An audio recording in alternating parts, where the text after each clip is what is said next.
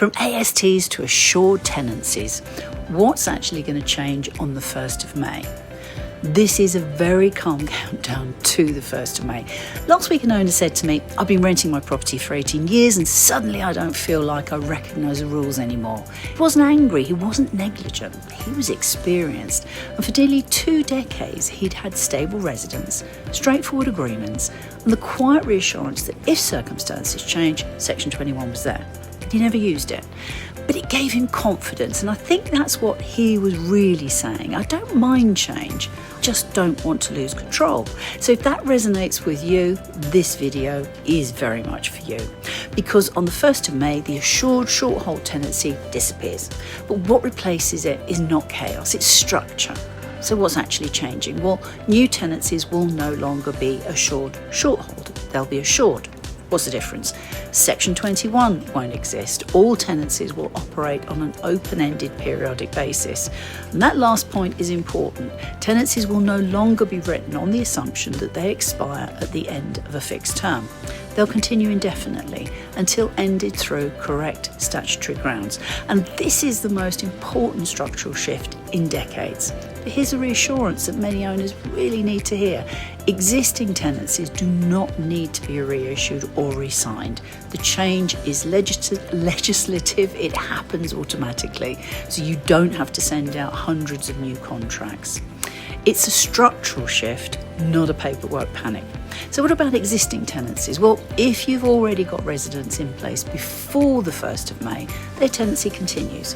Even if it refers to a fixed term, even if it uses AST language, you don't need to replace the agreement. However, and this is important, there is a transitional requirement. All existing tenants must receive a government-produced information sheet explaining the new tenancy system, and it must be served by the 31st of May. It applies to all tenants named on the agreements, all existing written or part-written tenancies across your portfolio. And as always, it's not just about sending it, it's about being able to evidence that it was issued properly, electronic or hard copy, but provable. And that's where preparation matters. So, what else is changing after the 1st of May? It's really where documentation really becomes critical. All new tenancies after the 1st of May must reflect the open-ended periodic model. Fixed terms assumption must be removed. Section 21 language needs to disappear. Notice and possession wording must reflect the new grounds. Older templates built around renewals, expiry dates will no longer align with the law. And there is another major change. You have a new legal duty. Written terms before signing. From 1st of May, there will be a legal duty to provide tenants with specific written information about the key terms of the tenancy. And this must be given before the tenancy agreement is entered into, not retrospectively. So either within the agreement or as a separate written statement. It's all about clarity and transparency. The government's increasing the emphasis on tenants receiving clear, prescribed written information at the right time.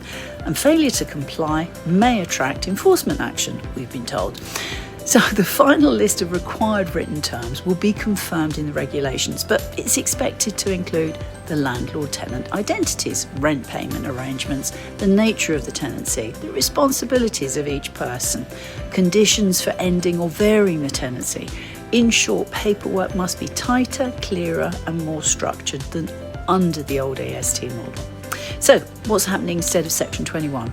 You're going to be relying on defined statutory grounds such as intention to sell, I need the property back for the family, serious rent arrears, breach of tenancy, and let's talk about a real scenario, selling. You can still recover possession to sell, but you must evidence genuine intention and follow the correct procedure.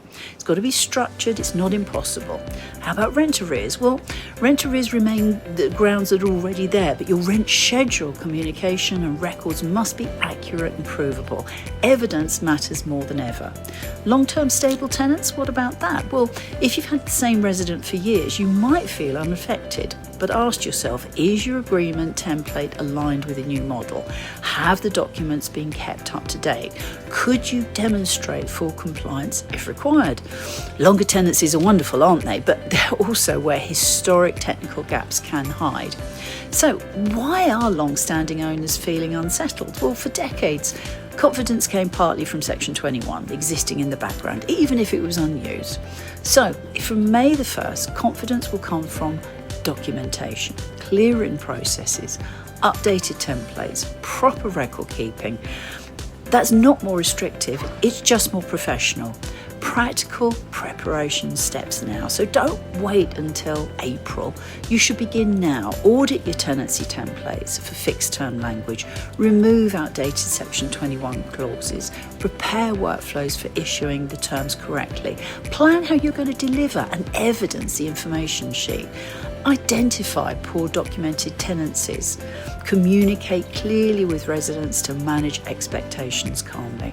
Owners who prepare early will transition smoothly. It's the ones who delay are going to feel pressured and worried. So what about the bigger picture?